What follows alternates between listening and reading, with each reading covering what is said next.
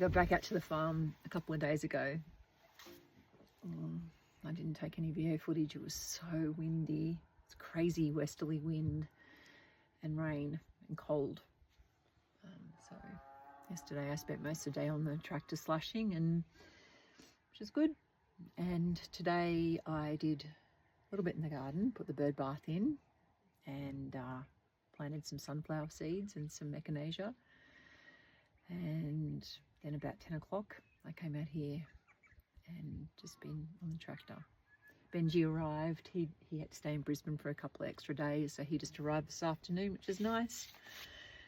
And yeah, we're going to have steak and veggies and sit by the fire, and yeah, all good. Look at that beautiful sky. It's gorgeous.